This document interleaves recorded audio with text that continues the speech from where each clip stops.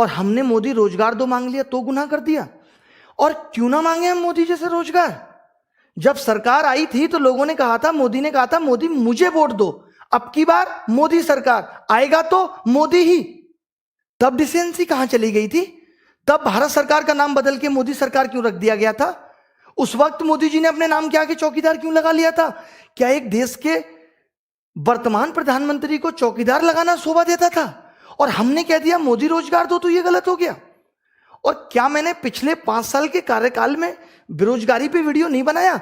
अगर आपको नहीं पता तो जाके देख लो। बहुत डिसेंसी के साथ मैंने वीडियो बनाया है, बहुत सबूतों के साथ मैंने वीडियो बनाया है, बट कोई काम उस पर नहीं हुआ, कोई जवाबदेही सरकार की नहीं रही। आज से 6 महीने पहले भी हमने बेरोजगारी के मुद्दे को लेकर के वीडियो बनाया और यह कहा कि मोदी जी अब रोजगार पे बात करें, उनकी वीडियो को भी डिसलाइक कराया। और इससे ज्यादा क्या करते? बताओ, गर्म धूप पे जमीन में लेटते हुए संसद भवन तक जाते? क्या करते? यही तो एक तरीका था डिजिटल इंडिया के थ्रू कि हम अपनी बात मोदी जी तक पहुंचा सकें। अब मोदी रोजगार दो मांगना भी गलत है। ऊपर से मतलब अब मैं हर बात पे बात करूंगा। जो लोग कमेंट के नीचे भी लिख करके जवाबदेही मांग रहे हैं कि अगर लोग कहते हैं पेट्रोल का रेट अगर 100 हो गया तो गाड़ी कम यूज करो, ठीक है, कम कर लेंगे यूज। कल को अनाज महंगा हो जाएगा तो क्या एक टाइम का खाना खा लोगे? ये बोल दोगे फिर तो तुम कि एक टाइम का खाना खा लेना? क्या गलत को गलत नहीं कह सकते? युवाओं की जवानी पढ़ते पढ़ते निकल रही है और नौकरी नहीं मिल रही, इस तरीके का सिस्टम हो गया है। क्या युवा प्रश्न पूछकर गलती कर रहा है? आज बेरोजगारी चरम पर है और अगर हमने तेज आवाज में ये कह दिया कि रोजगार दो, उसके बावजूद भी कोई मीडिया चैनल इसको दिखाने को तैयार नहीं है, बल्कि हमें गलत ठहराया जा रहा है, हमारी आवाज को दबाने की कोशिश की जा रही है। एक कानून उन मीडिया चैनल्स के लिए भी बना देते जो टाइम पास कर रहे हैं पिछले 4 साल से। आज अगर युवा रोजगार मांग रहा है तो लोग उसकी काबिलियत पे उंगली उठा रहे हैं। अरे किसने बनाया उसे काबिलियत? किसने दी उसको 10th में 80% और 12th में 90%? मैंने बनाया था ऐसा सिस्टम कि सबके 90% आ जाए। मैंने बनाया था ऐसा पेपर कि सबको 200-200 नंबर आ जाए और उसके बावजूद भी सिलेक्शन नहीं होगा। और फिर उसके बाद आप काबिलियत पूछोगे? पीएचडी करके आदमी चपरासी का फॉर्म भर रहा है और आप कह रहे हो कि लोग काबिल नहीं है इस देश में। और आप कह रहे हैं कि काम से रोजगार मिलता है, मांगने से नहीं।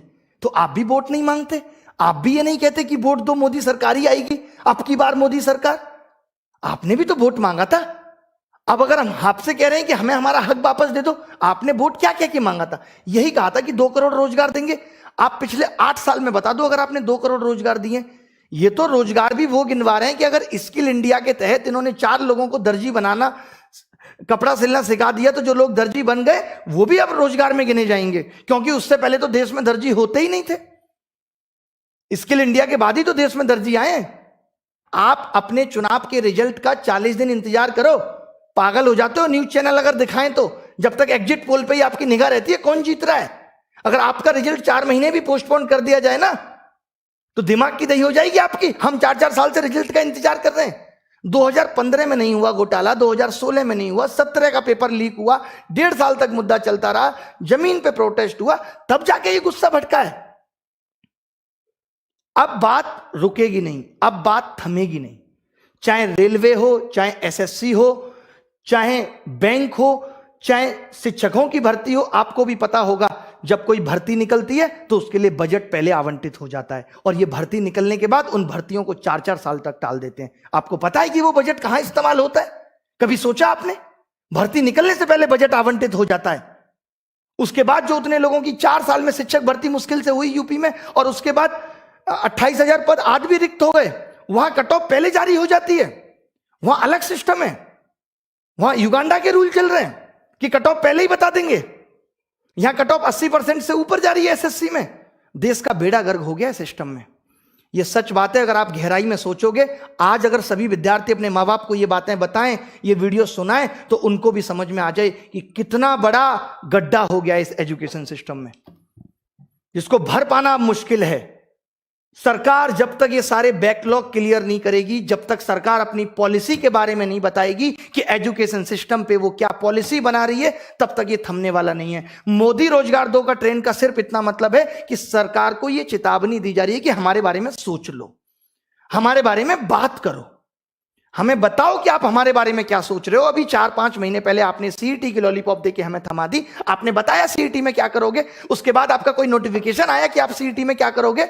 जब आपको नोटिफिकेशन निकालना होता है अरीना की बात पे, आप 2 मिनट में ministry of home affairs India against propaganda जारी कर देती है। आज आपने बताया सीईटी का प्रोसेस क्या होगा।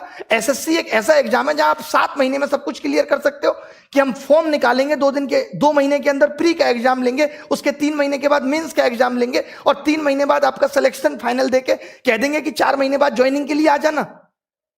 क्या यह सिस्टम नहीं हो सकता? सन 2000, सुन लो लोग ध्यान से, सन 2018 का रिजल्ट आज तक फाइनल नहीं है। 2017 की सारी ज्वाइनिंग आज तक नहीं हुई, हम 2021 में जी रहे हैं। क्या होगा? आप लास्ट के 6 महीने में आके कहोगे हमने युवाओं के बारे में यह सोचा है। मोदी जी को हम कितना प्यारा मानते हैं, how he is lovely, so cute, कितने प्यार से बात करते हैं। क्या उनको यह प्यार हमारे लिए नहीं दिखता? क्या हमसे कोई वोट बैंक नहीं पड़ेगा? क्या पढ़े लिखे लोग जाके सिस्टम को नहीं सुधारेंगे? क्या आप हमारा भला करेंगे तो हम जाके उन अशिक्षित लोगों को नहीं बताएंगे कि मोदी जी बहुत अच्छा कर रहे हैं? अब आज अगर बेरोजगार युवा परेशान था तो इस पे भी एक कमेंट कर देते, जब लोगों ने अपने नाम के आगे बेरोजगार लगाया। एक कोई कह दे कि मोदी जी ने इस पिछले 6 महीने पे बेरोजगारों के बारे में यह बात कही, आत्मनिर्भर बनो। पहले दिन से आत्मनिर्भर बने। आप कह देते हो कि जो 60 साल से सिस्टम खराब है उसको ठीक होने में वक्त लग रहा है, तो आपको नहीं लगता कि हमें भी आत्मनिर्भर होने में वक्त लगेगा? हम मशीन हैं, अलार्म सेट किया 6 बजे बज जाएगा। बताइए, हमें भी तो आत्मनिर्भर होने में वक्त लगेगा। अगर मुझे आत्मनिर्भर बनना होगा, मुझे पता होगा सरकारी नौकरी नहीं है, तो मैं 8वीं क्लास करके या 6ठी क्लास करके ही पकौड़े की दुकान खोल लूंगा। क्या दिक्कत है? चाय की दुकान खोल लूंगा, क्या पता मेरी भी किस्मत चमक जाए। बट अब अगर मैंने बीटेक कर लिया, अब अगर मैंने एमबीए कर ली, तब मैं इस चीज में नहीं जा सकता, मैं गांव में जाके खेती नहीं कर सकता। आप मेरी मंसूबों को समझिए, मैं गलत नहीं बोल रहा। आज इस देश के अंदर जितना भी इंजीनियर, एमबीए किया हुआ बच्चा, पढ़ा लिखा बच्चा, ग्रेजुएट बच्चा, बीकॉम, बीबीए, इनके बारे में तो मोदी जी सोचना पड़ेगा। इनको सिर्फ एक शब्द में ये कह देना कि आत्मनिर्भर बनो से काम नहीं चलेगा। ये ऑलरेडी पढ़ लिख के बैठे हैं और जो इनकी आस है, जो इनके सपने हैं, उनको हमें पूरा करना पड़ेगा।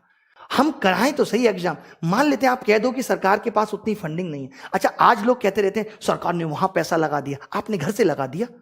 मैं अगर पिछले 3 साल से कमा रहा हूं तो मैंने टैक्स नहीं भरा करोड़ों रुपए।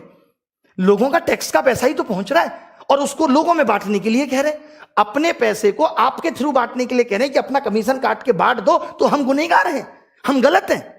बताइए आप। मोदी जी बहुत प्यार है आपसे, बहुत प्यार है, आपको आइडल मानते हैं। आपके इतनी उम्र में भी इतने यंग दिखने को भी हम लोग कॉपी करते हैं कि कमाल है मोदी जी की एनर्जी, कहां से आती है पता नहीं। तो उसका कुछ तो सम्मान रख लीजिए, 2 बार तो आके बोलिए। खैर, हम अभी क्या क्या करने वाले हैं, जो भी बड़ी प्लानिंग है वो भी आपके साथ शेयर कर दी जाएगी। जब तक सरकार इस मुद्दे पे बात नहीं करेगी, जब तक वो ये नहीं पूछेगी कि दिक्कतें कहां हैं। 2017 में भी पेपर लीक हुआ और जब हमने प्रोटेस्ट यही सोच के खत्म किया था कि आप इसको सुधार दोगे, और इन्होंने 1.5 साल मामला खींच के, अब बंदा भी क्या करता है, परेशान हो जाता है और कह दिया नकल हुई नहीं। तब से एसएससी के, अब आप सोचिए, अगर कोई गलत करे, बार बार करे और फिर बरी हो जाए ऊपर पैसे देके, तो उसकी हिम्मत नहीं बढ़ेगी। सेम वैसे ही हुआ है। सेम दलालों की या पैसा खाने वालों की हिम्मत बढ़ गई है क्योंकि उनके खिलाफ कार्रवाई हुई नहीं सही से। दिक्कत यह है, 2014 के बाद आज इतना सोशल मीडिया पे लोग एक्टिव हैं तो लोगों को पता भी चल जा रहा है कमियां कहां हैं। इसके फायदे भी हैं, इसके नुकसान भी हैं।